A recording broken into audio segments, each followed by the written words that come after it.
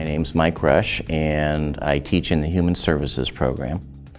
I'm also the program representative for Human Services.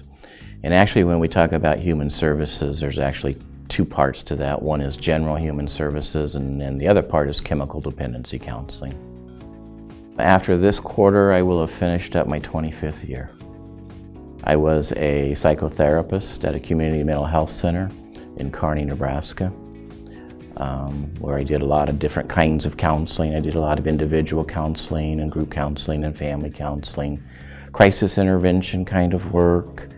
I did all kinds of substance abuse assessments. I did a lot of different things. You have to when you work at a community mental health center.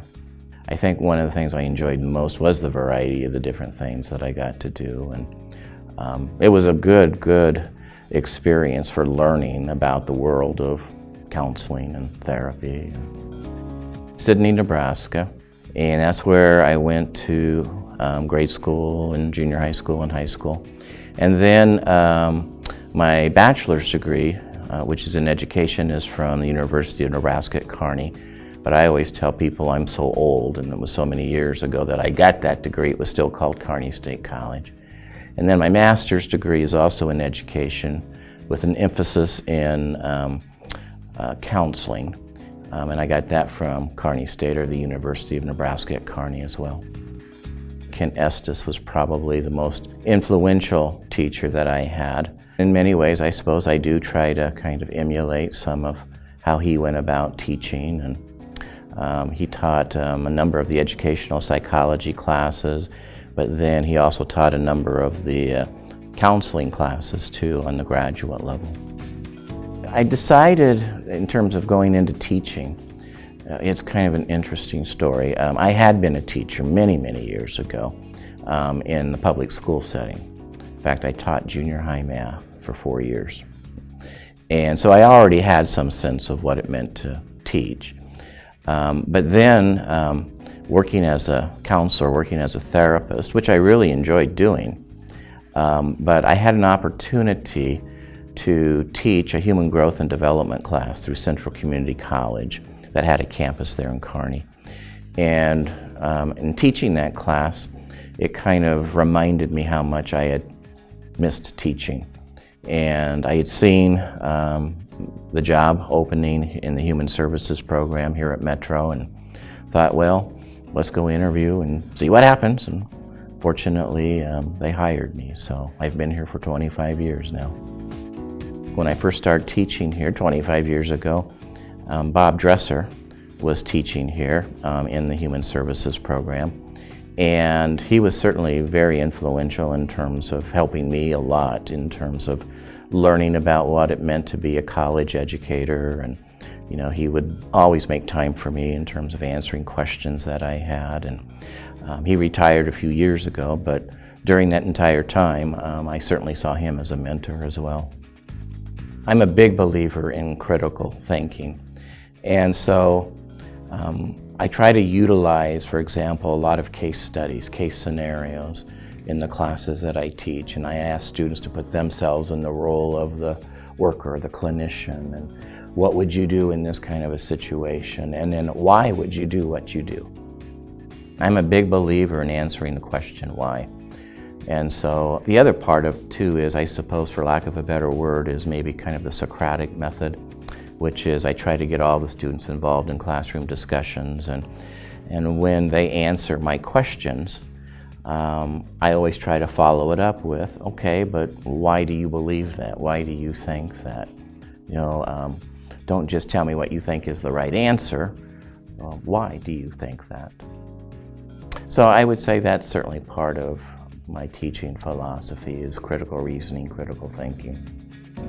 Having former students come back and tell me how much they appreciate what they learned in the classes that they took.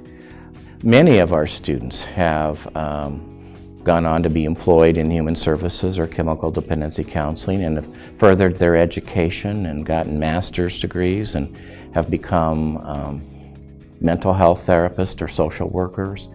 And coming back and letting me know how what they learned going through our program they can apply to what they're doing and working in the field today. There's one particular class that I teach a lot, which is called Assessment Case Planning and Management. And a multitude of students, former students, have come back and said they were so appreciative of what they learned in that class as far as managing a case, a client's case, all the way from the beginning of doing an intake and doing an assessment, and then all the way through discharge or termination of a case. And learning best practices as it relates to documentation and record keeping. Often they will come back and let me know how much they appreciate what they learned in that class. The thing that keeps me here at MCC, of course, I would say would be the relationships, again, with students, but also the relationships that I've formed in 25 years with my colleagues. I've developed a number of good friends by teaching here at Metro. So that keeps me here as well. How challenging he was, but yet we learned a lot in that class. And that he was fair, and that he was accessible, he was available. One of the things that I guess it kind of goes back to my teaching philosophy too, in a way, is teaching's more than just what happens in the classroom, because we form relationships with our students, especially in a program like Human Services.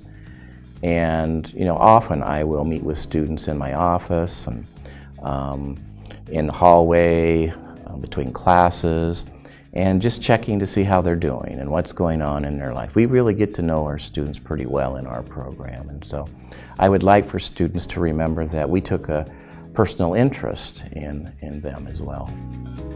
So many of them have overcome so many personal obstacles in order to not just come to school, but actually be successful at school.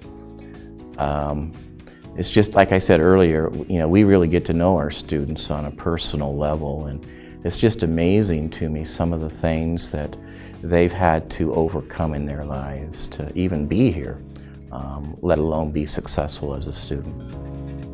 Certainly, the technology has been helpful in terms of instruction, also in terms of, I think, student learning. But the other thing that is still, I think, really important, especially in our program, is still good old experiential hands-on learning. Technology is helpful as an adjunct to what we do, but we still need to do the actual practice of the skills in the classroom. In terms of interests and hobbies, I like to read a lot. I read a lot. Certainly I read what's sometimes going on in the field, obviously, but I like just fiction and novels, and so I read. I listen to music. I love music. I have a very eclectic taste in music, so I used to play the guitar. I say used to because I haven't done much with my guitar for a while, but at one time I played my guitar a lot. And I'm also very, some would almost say, obsessive with crosswords. I love crossword puzzles, and I love challenging crossword puzzles, so that's another interest that I have. One of my favorite quotes is from Katie Lambert, and let's see if I can remember it accurately. It's something to the effect that, be patient and kind with everyone, realizing everybody is bruised. So, and that's one of the things I always try to emphasize to students, that, be compassionate, be kind, be gentle with the clients that you're working with. Certainly to finish out my teaching here at Metro, and then once I retire, I'll probably still teach here in terms of part-time and online or whatever, but I'm sure that my wife and I will be doing a lot more in terms of traveling. We do like to travel when we get the opportunity, and then we'll have the opportunity to do more of that. My name is Mike Rush, and I am an instructor in the Human Services program here at Metropolitan Community College.